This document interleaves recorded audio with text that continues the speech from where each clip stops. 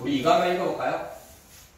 우리는 희년의 정신으로 이렇게 간다. 저희 교회가 10년 전에 시작하면서부터 하나님 주신 마음으로 우리는 이렇게 가는 사람들입니다 라고 적어놓고 그렇게 살려고 하고 하나님이 이거 한번 읽어볼까요? 1번부터 시작. 하나님이 내게 주신 것들 중에는 내가 쓰라고 주신 것이 있고 다른 사람이 쓰라고 주신 것이 있다. 두 번째, 다른 사람이 필요해 하면 먼저 주고 나는 하나님께 받는다. 세 번째, 네 번째, 이 모든 것을 하나님을 경외함으로 한다. 다섯 번째, 우리는 무기성을 가지고 간다. 예, 아멘. 여러분 다 알고 계시죠? 하도 많이 반복을 해갖고 아마 다 외우고 있을 것입니다. 자, 신년에 대해서 우리가 계속 지난 시간부터 살펴보고 있는데 아마 다음 시간까지도 살펴볼 것입니다. 근데 신년의 법, 신년과 관계된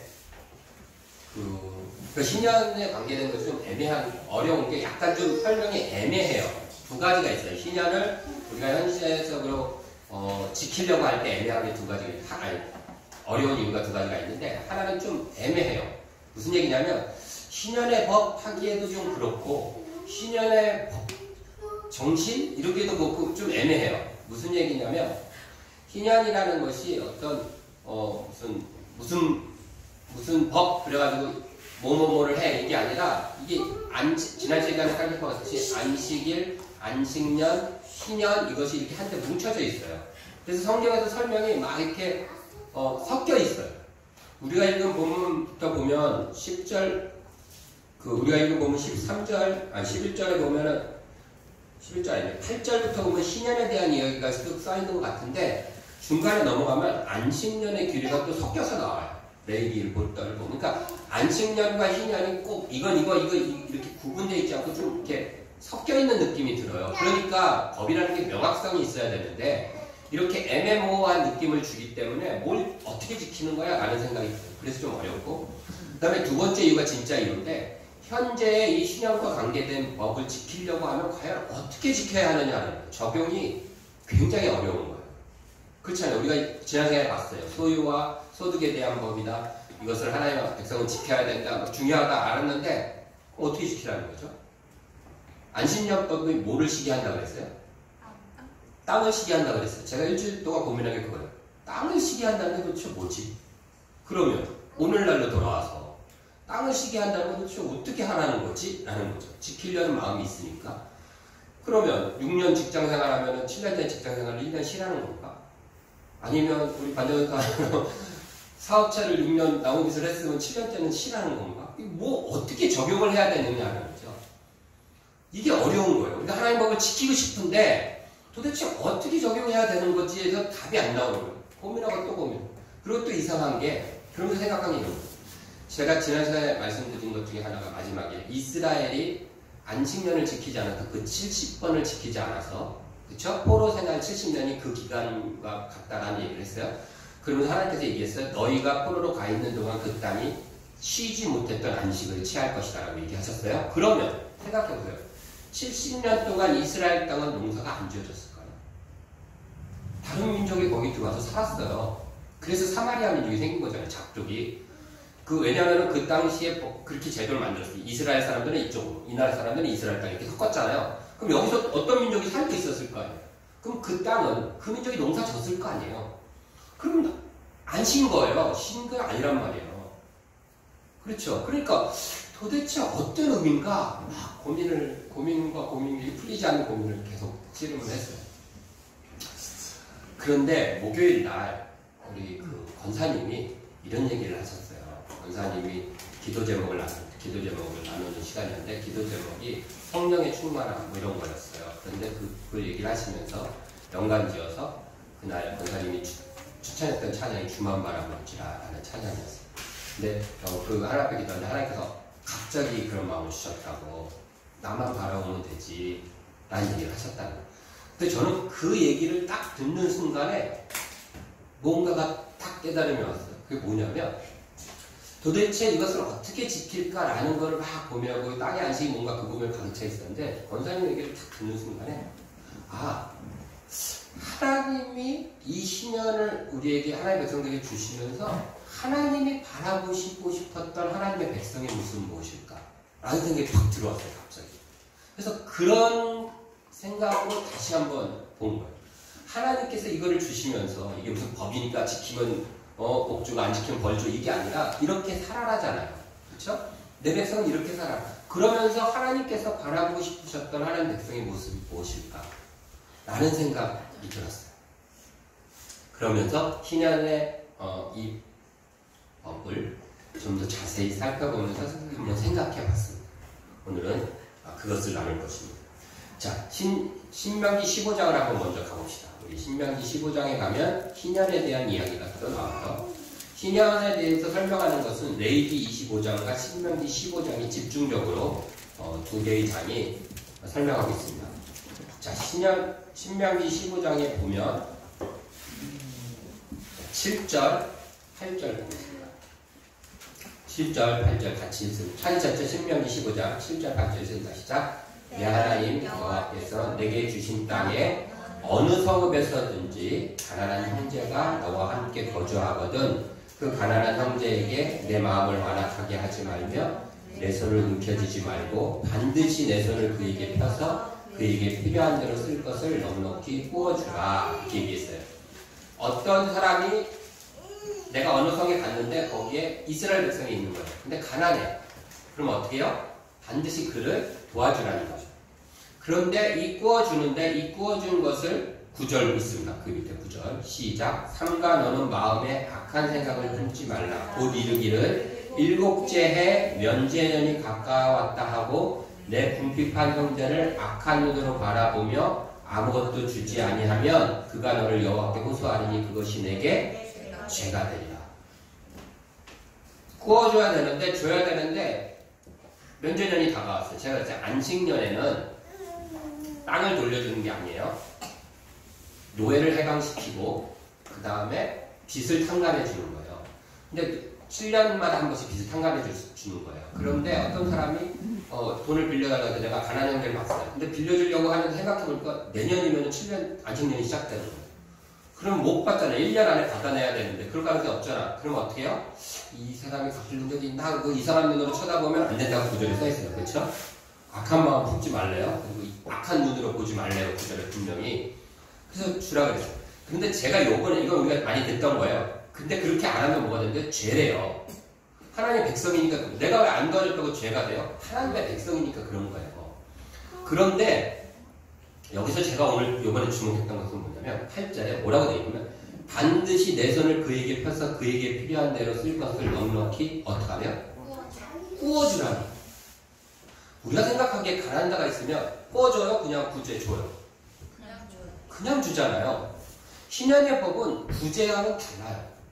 그래서 구워주라는 거예요. 가난해요. 먹을 게 없어요. 그런데 그 사람한테 돈을 그냥 주는 건 구제잖아요. 근데 그냥 주라 그랬을 것 같은데 하나님 분명히 구워주라고 했어요. 그리고 그가 갚는지 안 갚는지를 생각해요. 악한 눈으로는 안 보지만 갚아야 된다는 거예요. 구워준다는 거예요. 그러면 돈을 빌린 사람은 갚아야 될 의무가 있는 거고요. 이 신년의 법에 안에 있는 하나님의 백성들 사이에는 돈을 빌려준 사람은 받을 권리가 있는 거예요. 단, 돈을 받을 권리가 있지만 이자를 받거나 그것으로 이득을 얻으면 될까요? 안 될까요? 안 돼요. 왜 안 돼요? 하나님이 안 된다고 써놓으셨어요. 레위기, 이거 그대로 놔두고 레위기로 이렇게 다시 오세요. 레위기로 한 번만 더. 레위기 25장으로 다시 넘어오세요. 레위기 25장 37절.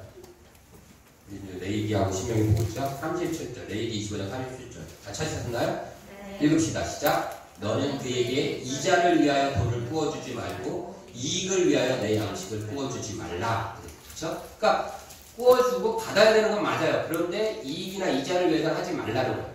중요한 핵심은 그냥 주는 게 아니라 구워주라고 그랬어요. 그러면 한번 생각해 봅시다.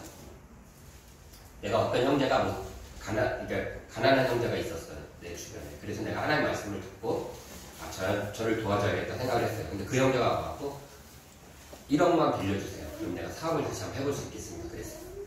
살 수 있겠다. 그래서 1억을 빌려줬어요. 구워준 거죠. 그랬는데 이 형제가 그걸로 사업을 했어요. 이스라엘로 얘기하면 농사를 짓는 거죠. 그런데 하나님께서 복을 주셔가지고 100배의 수확을 거뒀어. 그러면 내가 기분이 좋을까요? 기분 좋아요? 기분 나빠요? 좋을 것 같아요. 좋죠. 내가 돈 받을 수도 있고 내가 빌려준 애가 잘 되니까 기분 좋잖아요.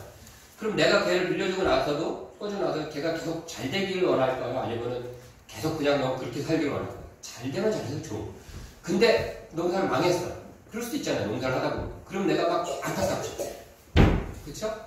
그 100배를 번 사람은 어떨까요? 100배를 자기가 처음에 벌었어. 잘 돼서. 그러면 너무 기뻐요. 그러면서 그 사람이 빌려준 나를 생각할 때 어떨까요? 너무 고맙죠. 얼른 가서 당장 막 갖고 더 막 해주고 싶겠죠. 그런 모습을 하나님께서 바라본다고 생각해요. 그렇게 사는 모습을. 이게 하나님이 시년을 통해 바라보시고자 했던 하나님 백성의 삶이라는 거죠. 단순히 그냥 빌려줬으면 어떻게 받아내고 어떻게 해라 이런 얘기가 아니라 하나님이 이걸 하나님의 백성들에게 주시면서 그 백성들이 이런 모습을 보고 싶었던 거예요. 그렇게 살아가는 백성들이 있다고 생각해 보세요. 그러면 얼마나 좋을까요? 그렇죠? 여러분 빚을 탕감 받는 사람이 좋을까요? 탕감해주는 사람이 기분 좋을까요? 어떤 인생 살고 싶으세요? 빚 탕감 받으면서 평생 살아가고 싶으세요? 탕감해주면서 살아가고 싶으세요? 해주면서 살아가는 거예요. 왜요? 탕감 받은 사람도 물론 둘 다 좋아요. 하지만 탕감해주면서 기뻐할 수 있는 백성이 하나의 백성이에요. 왜요? 그만큼 하나님 복을 주실 것이고 내 인생은 6년에 7년에 한 번씩 돌아보는 거예요. 난 7년 동안 남에게 빌려주긴 해도 꾸지는 않은 인생이었구나. 얼마나 감사해요. 그렇죠? 탕감 받은 사람은 물론 탕감 받아서 기쁘죠. 탕감 받으면 기쁜 일이에요. 어쨌든 빚이 없어지면. 그 사람 최선을 갚아야 되겠지만 그게 없어지는 건 기쁜 일이지만 그 사람이 기뻐하는 것만큼 탕감해준 사람도 기뻐할 수 있다는 거죠.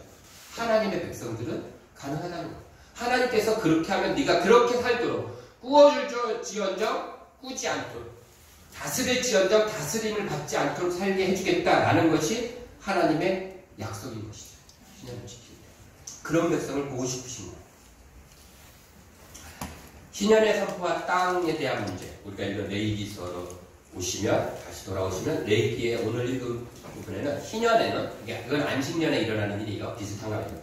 신년이 되면 어떤 일이 벌어지냐면 땅을 돌려줘요. 그런데 땅이라는 게 이스라엘 백성들은 땅의 가격을 매기는 방법이 있어요. 50년에 한 번씩 땅을 돌려주는데 그 땅의 가격 자체가 그 신년을 중심으로 책정이 돼요. 이 땅에서 1년에 100만 원의 수확의 농산물을 져서 수확을 거둘 수 있는 땅인데 신년이 10년 남았어요. 그러면 10년 동안 얼마를 거둬들일 수 있냐면 1000만 원을 거둬들일 수 있어요. 그래서 이 땅은 1000만 원짜리 땅이 되는 거예요. 이해되시죠? 만약에 신년이 20년 남았으면 이 땅은 얼마짜리 땅이요? 2000만 원 땅이 되는 거예요. 그래서 내가 그 땅을 갖고 있으면 돈이 없을 때 그 땅을 누구한테 팔 때 2천만 원 막 팔 수 있는 거예요. 20년 남았으니까. 30년 남았으면 3천만 원 막 파는 거예요. 그 땅을. 그러면 그게 어디 있냐면 이제 우리가 읽은 레위기 오늘 읽은 본문에 나오는 얘기예요. 조금 이따가 제가 본문 찾아줄게요. 그런데 만약에 이제 그렇게 해서 내가 3천만 원에 팔았어요. 그리고선 10년이 지났어요. 내가 30년 남은 신년이 30년 3천만 원 주고 팔았어요. 3천만 원 막 썼어. 내가 어떤 사람이 반전사가 나한테 그 3천만 원 주고 샀어. 그리고 난 10년이 지났어요. 근데 내가 가갖고 내 땅 이제 내가 돈이 생겨서 다시 주세요. 그러면은 얼마 하면 내가 사갈 수 있을까요? 2천만 원이면 사는 거예요. 반전사는 3천만 원에 샀지만 10년 동안 1천만 원은 땅의 소득에서 걷어갔기 때문에 그 땅의 공시 가격은 2천만 원인 거예요. 그것이 신년 안에 있는 이야기입니다. 우리가 아까 읽었을 때 너희는 그것을 팔 때에 어디 나오죠? 그게?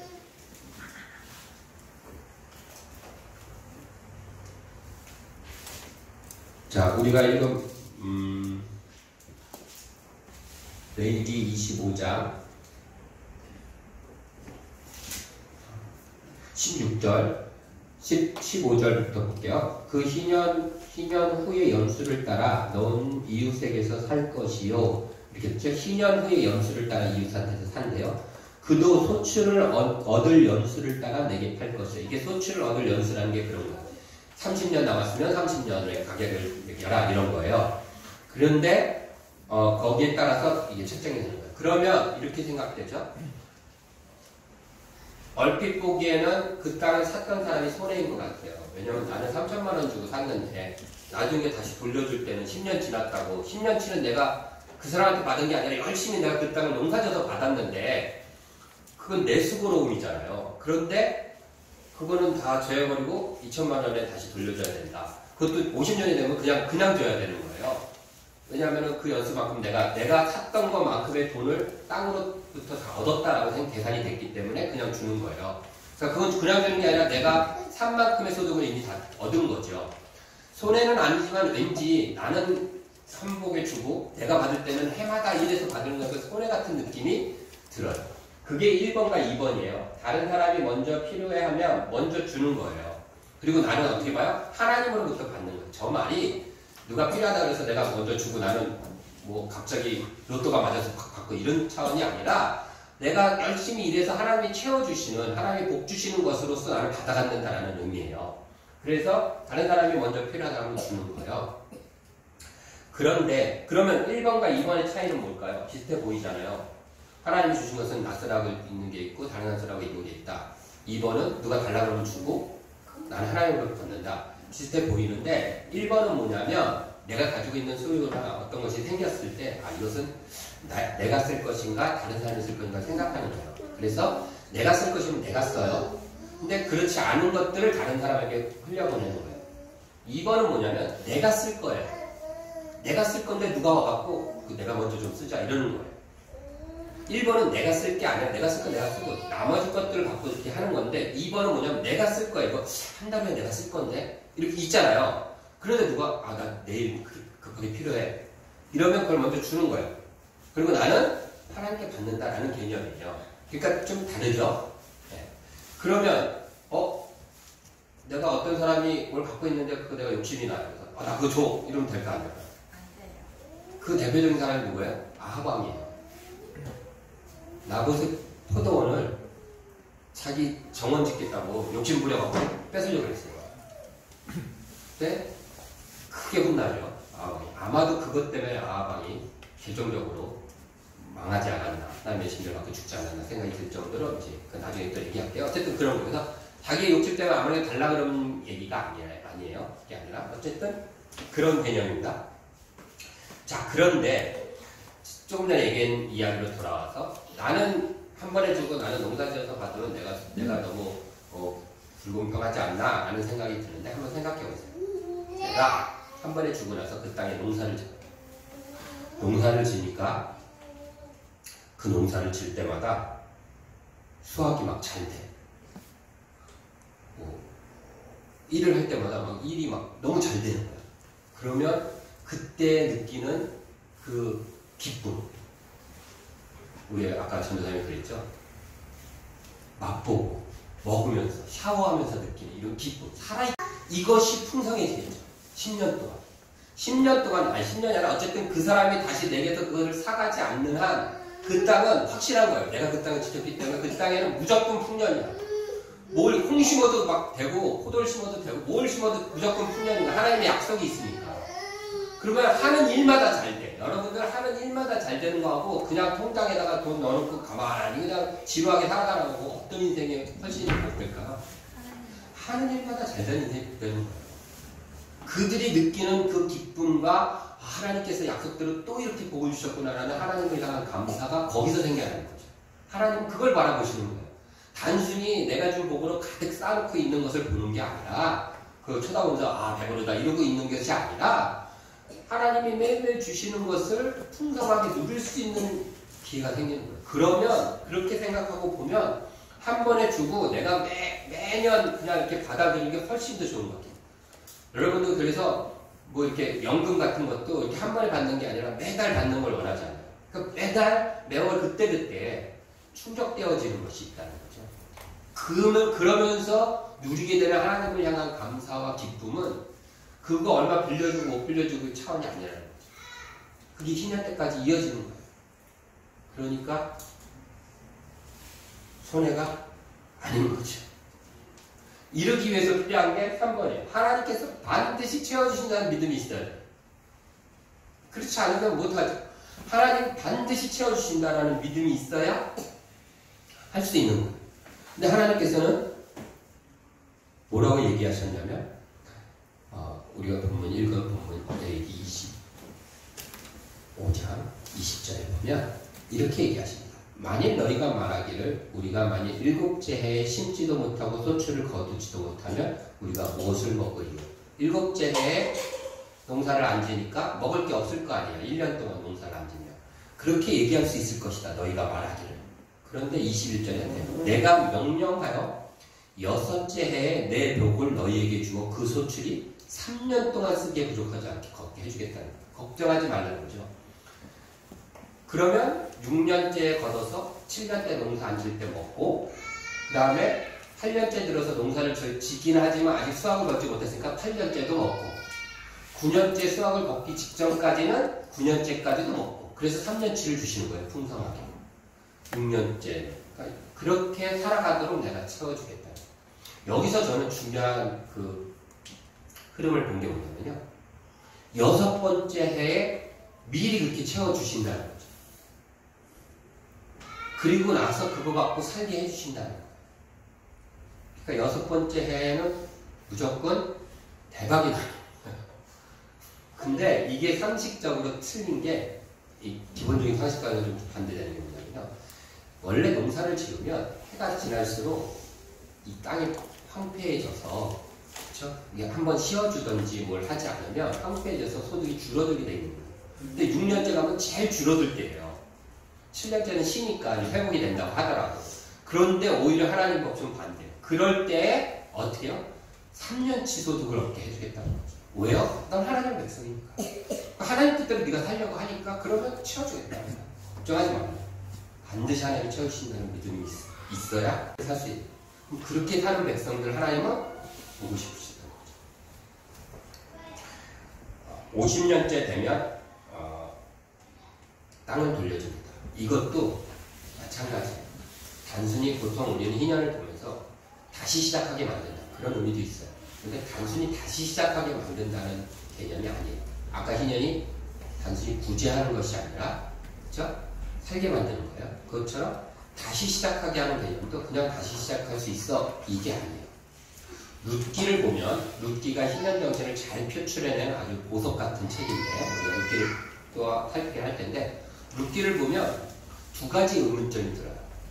한 가지는 룻기가 이제 룻기의 내용들 아시죠, 여러분? 나오미와 그 시어머니 나오미와 그의 며느리였던 룻이 이제 고향으로 돌아와요. 지난 시간에 잠깐 언급했듯이 하나님 백성이 되겠습니다. 그것이 고백했어요. 그럼 하나님이 내 백성이 어떻게 사는지 보여주겠다. 그래서 이제 룻의 모습을 추적하시죠. 그런데 돌아왔는데 보아스라는 사람이 부자였는데 룻과 그 관계되어 있는 사람이에요. 친척이었어요. 근데 보아스보다 더 가까운 친척이 있었어요. 그 룻기 4장에 나오나요? 그래서 보아스가 얘기합니다. 나보다 더 가까운 친척이 있으니까 그 사람이 기업 물을까 아닐까 물어보고 아니라 그러면 내가 너를 기업 물어주겠다. 신년법을 지켜주겠다. 얘기를 했어요. 기업을 문다는 것은 이 사람 지금 나오미와 룻 집안에 있던 땅을 누군가한테 팔았던 거거든요. 그래서 그 땅을 다시 찾아서 주겠다는 얘기예요. 그런데 거기서 의문이 드는 게 첫 번째 발생해요. 뭐냐면 장로들을 모아놓고 이제 그 첫 번째 기업물을 자격이 있는 사람을 불러놓고 얘기를 해요. 네가 기업을 물겠느냐 했더니 이 사람이 뭐라고 해요? 물겠습니다. 그랬어요. 내가 돈을 내고 이 나오미 집안 땅을 사갖고 돌려주겠습니다. 그랬더니 보아스가 뭐라고 하냐면 한 가지 더 해야 된다. 룻을 통해서 그러니까 룻과 결혼을 해서 룻을 아내로 맞이하여서 룻의 후손을 이어지도록 해줘야 된다. 자식을 낳아서 그 집안을 줘야 된다. 이렇게 얘기했어요. 근데 그건 못하겠습니다. 그래서 보아스가 하게 되는 거예요. 그런데 보아스가 그러면서 무슨 얘기를 하냐면 이 두 가지 법을 동시에 지켜야 된다고 얘기해요. 근데 그렇지 않아요. 두 개는 다른 법이에요. 희년의 법 속에는 그냥 사서 돌려주기만 하면 돼요. 그리고 아까 자손을 낳아서 이어주게 하는 것은 다른 법이에요. 레위기에 있는 다른 법이에요. 그것은 자손이 없는 형제나 친척이 있을 때는 자손을 있게 만들어주는 거죠. 그래서 이거 두 개가 다른 법인데 이 두 개를 동시에 지키지 않으면 안 된다. 이래가지고 그 사람이 그걸 못한 거거든요. 그래서 이제 학자들은 이게 왜 이렇게 섞여 있지? 이렇게 이제 의문을 얘기하는 거예요. 근데 저는 그걸 보면서 그런 생각이에요. 저것이야말로 희년을 우리에게 주신 하나님의 의도를 정확히 아는 것이다. 왜냐하면 그냥 땅을 사서 돌려주면 그 집엔 여자만 있잖아요. 그러면 나이 들어서 죽고 나면 이 땅을 어디 가요? 땅 사서 돌려준 사람한테 가는 거예요. 그 자기 땅 되는 거예요. 몇 년만 기다리면 이 사람 다 죽고 나면. 혹은 그 룻이 다른 집에 다른 족보나 이렇게 시집을 가면 그 땅을 돌려받을 수 있거든요. 그러니까 그래서 내가 그 땅을 사서 돌려주겠습니다 라고 첫 번째 그 사람이 했던 거예요. 그런데 자손을 있게 해주면 그 자손에게로 가요. 그 땅. 그러니까 내 땅이 안 되는 거죠. 그리고요 끝까지 그 룻의 집안의 땅이 되는 거예요. 그러니까 이 사람이 안 한다고 했던 거거든요. 그러니까 이 희년은 단순히 그냥 제도적으로 누군가 있으면 그 땅을 네가 사서 돌려줘 해서 끝나는 것이 아니라 대대로 그 집안이 살아가게끔 만들어주는 거였기 때문에 희년 정신이 깔려있기 때문에 그 두 개를 합친 거예요. 그런데 제가 여기 두 번째 의문점이 있어요. 이렇게. 두 번째 의문점은 뭐냐면요. 50년이 되면, 희년이 되면 땅을 돌려받잖아요. 근데 왜 나오며 룻이 굳이 그 사람한테 그렇게 며느리를 시집 보면서까지 이렇게 하느냐는 거죠. 그냥 살면 되잖아요. 50년. 지금부터 시작해도 50년일 거고, 아니면 희년이 뭐 한 10년 남았을 수도 있잖아요. 최소한 룻은 젊기 때문에 그가 죽기 전에 희년이 올 거예요. 분명히.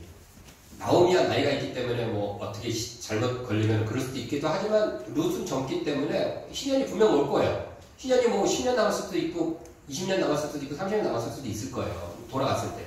근데 어쨌든 기다리면 자기 땅 돌려받잖아요.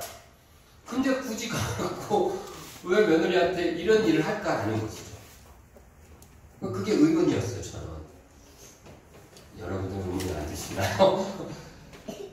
그런데 그러면서 생각한 게 뭐냐면 그저 기다림을 언젠가 다시 시작해라는 것이 희년의 정신이 아니라 함께 살아간다는 거예요. 함께. 지금. 그래서 그 희년이 올 때까지 기다리면서 10년, 20년을 쪼들리게 살고 그러고 나서 드디어 희년 됐다. 그리고 희년을 기다리면서 살아가라는 게 아니라 이런 제도를 하나님이 주신 이유는 너희들이 이렇게 함께 살아가는 제도를 만들자. 그래서 친척이면 반드시 희년이 오기 전에 원래 희년의 법이 뭐냐면 이런 거예요. 그냥 기다렸다가 희년이 돌려줘 이게 아니라 누군가 땅을 팔고 내가 내 땅이 없어요. 그러면 그와 가장 가까운 친척이 그 땅을 사서 반드시 그 형제에게 줘야 되는 거예요. 그 일을 할 수 있는 형제가 주변에 없어요. 그러면 스스로 열심히 벌어서 자기가 돈을 갖고 그 땅을 다시 찾아와야 되는 거예요. 희년까지 그냥 무조건 기다리고 언제 기다리면 내 거 되겠지 이런 개념이 아니라는 거예요. 반드시 찾아오고 같이 살아갈 수 있게끔 만들어줘야 되는 거예요. 그런데 그것이 안 됐을 때에 자 그가 이건 레이기서를 한번 봅시다. 레이기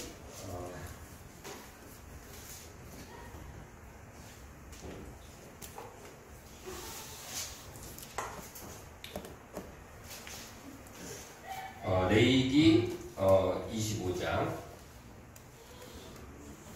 24절부터 보겠습니다. 우리가 23절까지 읽는데 24절. 너희 기업에 온 땅에서 그 토지 무르기를 허락할지니 만일 내 형제가 가난하여 그의 기업 중에서 얼마를 팔았으면 그에게 가까운 기업 물을 자가 와서 그의 형제가 판 것을 물을 것이요. 만일 그것을 물을 사람이 없고 자기가 부유하게 됐어요. 물을 사람은 없는데 자기가 돈을 많이 벌었어요. 그러면 그 판 해를 계수하여 아까 얘기했죠. 몇 년이 남았는지 따라서 그 땅의 값이 정해진다고 했어요. 그 남은 값을 산자에게 주고 자기 소유로 돌릴지어다. 다시 찾아오래요. 그 다음에 28절 같이 읽습니다. 시작. 그러나 자기가 물을 힘이 없으면 그 판 것이 희년에 이르기까지 산자의 손에 있다가 희년에 이르러 돌아올지니 그것이 곧 그의 기업으로 돌아갈 것입니다. 누군가가 기업을 물어서 줘야 돼요. 희년까지 기다리는 게 아니에요. 반드시 해줘야 되고 그럴 사람이 없어요. 다 가난해. 그럴 여력이 안 돼. 그럼 자기가 열심히 일해서 해야 돼요. 그런데 그것도 안 돼. 그럴 경우 최후의 시간이 흘러갔을 때 돌려주라는 희년이 되네요. 이런 거지. 그냥 무조건 그러면 무조건 팔아도 야 어차피 50년에 다시 우리 거 되니까 이런 마음 먹으라는 게 아니에요. 너네들이 지금 그렇게 살아도 어차피 조금 더 기다려 몇 년만 기다리면 희년이 오면 다시 시작할 수 있어. 희망을 가져. 이런 얘기가 아니라는 거예요. 어떻게 해서든지 형제가 그런 일을 땅을 팔았으면 내가 어떻게 해서든지 그 땅에서 다시 형제에게 돌려줘서 지금 함께 같이 살아가는 거예요. 같이 하나님의 복을 누리고 하나님의 기쁨을 누리면서 지금 같이 살아가게 만드는 거예요. 그리고 스스로도 열심히 해갖고 다시 찾아와서 다시 하나님의 복을 누리며 살아가려고 하는 거예요. 그러다가 정 안 됐을 때 그때 50년이 차면 그냥 돌려받는 거예요. 이게 희년의 정확한 의도예요. 그런 거지 그냥 언젠가 팔아서 내가 좀 때 되면 내가 안 되면 내 아들에게 돌려받겠지 이런 게 아니라는 거예요. 하나님이 이런 것을 주시면서 바라보시는 게 뭐예요? 그러면서 전부 다 같이 함께 살아가고 함께 복을 누리고 함께 기뻐할 수 있는 거지. 여러분들 내가 내 형제가 땅을 팔았어요. 근데 내가 돈을 갖다 주고 그 땅을 사서 그 형제를 줬어요. 근데 이 형제가 그 다음에 열심히 살아서 하나님 말씀대로 그래갖고 땅에서 수확을 막 걷고 거부가 돼가 부자가 됐어요. 그러면 막 배가 아파요. 물론 그렇게 돼서 그 형제도 나한테 갚았겠죠. 배가 아파요. 내 형제와 내 주변에 함께 살아가는 사람이 잘 돼요. 그러면 그게 배가 아픈 게 아니라 든든한 거잖아요. 왜요? 내가 살다 보면 내가 인생을 살다 보면 나뿐만 아니라 내 자손들 누군가가 또 그런 일을 겪을 수 있어요. 반대로.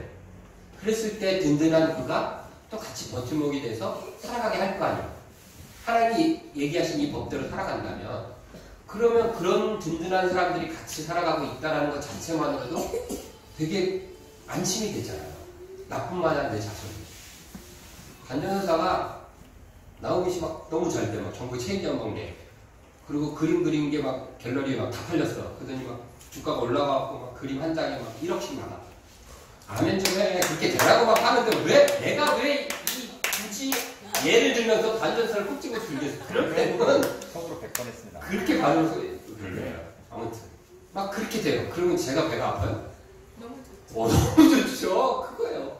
그리고 너무 든든해요. 그렇잖아. 막 이렇게 대박. 뭐 우리 태우 선생님 웹툰이 막 대박이 났어. 네. 그렇지. 네. 그래갖고 막 TV도 나와. 기억하셔서 막 하는 거야. 그러면 얼마나 든든해 우리가. 그렇잖아. 희년의 법 안에 그런데 이게 든든할 수 있는 이유가 뭐야? 우리가 이런 희년의 법을 알고 그 정신으로 이렇게 살아가는 사람들이기 때문에 든든한 거죠. 그렇지 않는 사람들이라면은 그냥 부럽기는 하겠죠. 배는 안 아파도 부럽기는 할 거예요. 근데 든든하진 않는다는 거죠, 그게. 근데 하나님의 바라보시는 하나님이 이것을 주면서 바라보시는 하나님의 백성들은 이런 백성이 되면서 살아가기를 바라보셨던 거예요, 하나님. 그게 하나님의 백성이다. 그래서 하나님께서 뭐라 하냐면 함께 살아간다라는 얘기를 하시는 거예요. 우리가 읽은 레위기에 보면 23절에도 나와 함께 거하는 자다. 35절에도 내 형제가 가나안의 빈손으로 내 곁에 있거든 너는 그를 도와 거류민이나 동거인처럼 너와 함께 생활하게 하되 36절에도 내 형제로 너와 함께 생활하게 할 것인즉 40절에도 품꾼이나 동거인과 같이 함께 있게 하여 희년까지 너를 섬기게 하라. 함께 하는 거예요. 함께. 그래서 47절에 보면 만일 너와 함께 있는 거류민이나 동거인을 부유하게 되고 그와 함께 있는 내 형제는 가난하게 되므로 그가 너와 함께 있는 거주민에게 이렇게 계속 얘기하는 거야. 함께 살아가는 거야. 함께 있는 동거민, 함께 있는 거류민. 그것이 신년에 하나님이 바라보시는 하나님 백성들의 모습이고 우린 그렇게 살아가야 됩니다. 자, 그러면 우리가 생각하죠? 나만 지킨다고 될까? 그래서 중요한 게 4번 이 모든 것을 하나님을 경외함으로 한다는 거죠. 레위기 25장 17절에 그 말씀이 나옵니다. 17절 너희 각 사람은 자기 이웃을 속이지 말고 내 하나님을 경외하라. 나는 너희 하나님 여호와니라. 이게 무슨 얘기냐면 아까 땅을 팔 때 이 땅의 소득을 기준으로 판다고 했어요. 그런데 내가 그 땅의 소득이 얼마인지 몰라. 내가 그 땅을 사고 싶은데 땅 주인만 알아. 땅 주인이 1,000만 원 나오는 땅인데 해마다 2천만 원씩 나와요. 이럴 수 있잖아. 그럼 가격이 올라가냐? 그러지 말라는 얘기하면서 지금 하는 거예요. 왜요? 하나님을 경외하면 그렇게 하지 말라. 그리고 우리가 이거 레위기 25장 36절에 보면 또 나와요. 너는 그에게 이자를 받지 말고 내 하나님을 경외하여 내 형제로 너와 함께 생활하게 할 것인지. 형제에게 돈을 빌려주고 할 때에도 하나님을 경외함으로 하라는 거예요. 그리고 43절 너는 그를 엄하게 부리지 말고 내 하나님을 경외하라. 중으로 팔려온 사람도 엄하게 부리지 말고 잘 대해줘요. 왜요? 내 하나님을 경외하라. 이 모든 일들 그래서 하나님을 경외함으로 하는 거예요. 그 이유는 그 말을 뒤집어 말하면 하나님의 백성만 한다는 그게 있는 거예요. 왜 하나님의 백성에게만 적용될까요? 하나님의 백성이기 때문에 하나님을 경외할 수 있기 때문에. 하나님을 경외하지 않잖아요. 하나님의 백성이 아닌 사람들은. 그럼 이 법을 지켜줄 수가 없는 거예요. 하나님을 경외하는 사람들만이 이 법을 지킬 수 있기 때문에 그래서 하나님 백성들에게만 적용시키는 거예요. 우리가 이렇게 산다고 우리 진리하나님께가 이렇게 살자고 지금까지 달려왔습니다. 하나님께서 필요를 채우셨을까? 돌아봐서 제가 설교 준비하면서 우리 아내한테도 얘기했는데 예전 설교를 막 들었어요. 2년에 대해서 했던 건데 처음 시작해서 2013년에 하고 14년도 했고 15년 쉬고 16년에 하고 몇 번 했더라고 이런 내용을. 근데 그때 얘기를 보면서 우리 그 중국 갔을 때 중국 선교 나갔을 때 뭐 그거에 대해서 좋은 기억도 있고 안 좋은 기억도 여러 개 다 있을 거예요. 근데 그때 비행기 값을 그 설교 때 저 들고서 내가 그랬나? 제가 그때 당시에 한 5년인가를 주택 청약을 봤던 게 있었대요. 제가 본 게 아니라 우리 아내가 본 거라 제가 기억을 못하고 있는데 그게 한 500만 원 이상 됐었어요. 그걸 갖고 간 거였어요. 그거와 이제 플러스 딴 게 있죠. 그게 모주돈이 된 거예요. 중국 선교한테 비행기값 했던 거죠. 그래서 좀 몰랐어요.